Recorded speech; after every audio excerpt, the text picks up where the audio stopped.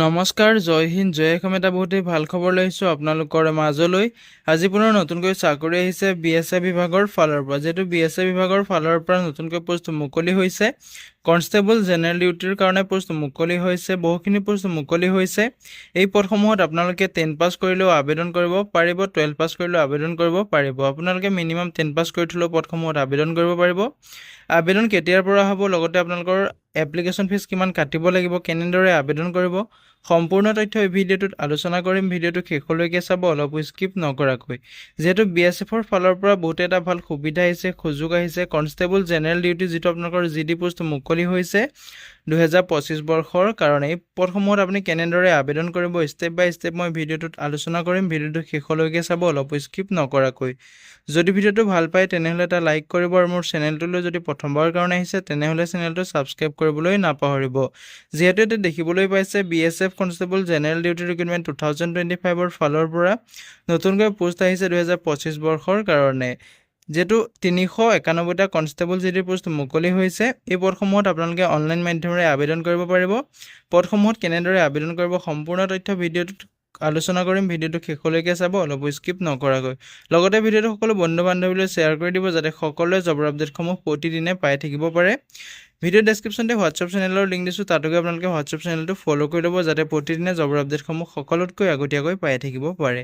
যিহেতু এটা BSF constable general duty recruitment 2025ৰ এটা অভাৰভিউ দিয়া আছে। ইয়াতে আপুনি দেখিবলৈ পাইছে অৰ্গেনাইজেশ্যনটোৰ নেম হৈছে বৰ্ডাৰ ছিকিউৰিটি ফ'ৰ্চ, যিটো আপোনালোকৰ BSF বুলি কোৱা হয়।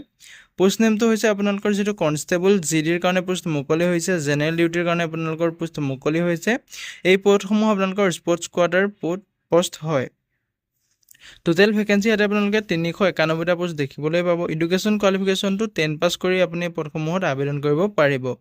বয়সৰ সময়সীমাটো দিয়া আছে আপোনালোকৰ 18 বছৰৰ পৰা 23 বছৰ বয়সলৈকে আপুনি আবেদন কৰিব পাৰিব। লগতে আপোনাৰ চেলাৰীৰ ক্ষেত্ৰত কোৱা আছে 21,700 টকাৰ পৰা আৰম্ভ কৰি 69,100 টকালৈকে আপুনি চেলাৰীসমূহ লাভ কৰিব পাৰিব। যিটো আপোনালোকৰ গভৰ্ণমেণ্টৰ ৰুল হয়, সেইমতে আপুনি চেলাৰীসমূহ লাভ কৰিব পাৰিব। লগতে আপুনি গভৰ্ণমেণ্টৰ এলাউঞ্চসমূহো লাভ কৰিব পাৰিব। এতিয়া পে' লেভেল 3 মতে আপোনালোকৰ চেলাৰীসমূহ দিয়া হ'ব। এপ্লাই অনলাইনটো আপোনালোকৰ 16 অক্টোবৰ তাৰিখৰ পৰা যিহেতু আবেদন প্ৰক্ৰিয়াটো ষ্টাৰ্ট হৈ যাব। লাষ্ট ডেটটো আপোনালোকৰ 4 নৱেম্বৰলৈকে লাষ্ট ডেট থাকিব। যদিহে আপুনি আবেদন কৰিব বিচাৰে আবেদনসমূহ কৰি ল'ব পাৰিব।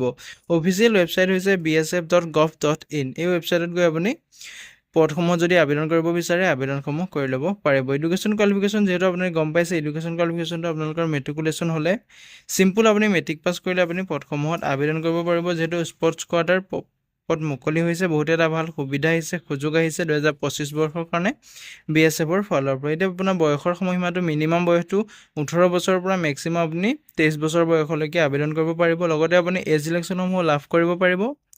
SC ST হ'লে আপুনি 5 বছৰ কৰি ৰিলেক্সন লাভ কৰিব পাৰিব। OBC হ'লে আপুনি 3 বছৰ কৰি ৰিলেক্সন লাভ কৰিব পাৰিব। ইয়াতে আপোনালোকৰ ফিজিকেল ষ্টেণ্ডাৰ্ডটো দিয়া আছে কিমান লাগিব। এতিয়া মেলৰ কাৰণে আপোনালোকৰ হাইটটো দিয়া আছে 170 চেণ্টিমিটাৰ হ'ব লাগিব। ফিমেলৰ কাৰণে 157 চেণ্টিমিটাৰ হ'লে আবেদন কৰিব পাৰিব। লগতে আপোনালোকৰ যিটো চেষ্টটোৰ কথা কৈ আছে, চেষ্টটো অকল মেলৰ কাৰণে হয়। ইয়াতে আপোনালোকৰ নৰ্মেলি আপোনালোকৰ 80 চেণ্টিমিটাৰ হ'ব লাগিব। লগতে আপুনি যিটো ফুলাই দিওঁতে আপুনি 5 চেণ্টিমিটাৰ ফুলাব পাৰিব লাগিব। যদিহে আপুনি ইণ্টাৰেষ্টেড হয়, এলিজিবল হয়, যদি BSFৰ চাকৰি কৰিম বুলি ভাবি আছিলে, এটা বহুতেই ভাল সুবিধা আহিছে, সুযোগ আহিছে। সুযোগটো নেহেৰুৱাব। যদি আপুনি ইণ্টাৰেষ্টেড হয়, এলিজিবল হয়, পদসমূহৰ প্ৰতি আবেদনসমূহ কৰি ল'ব পাৰিব।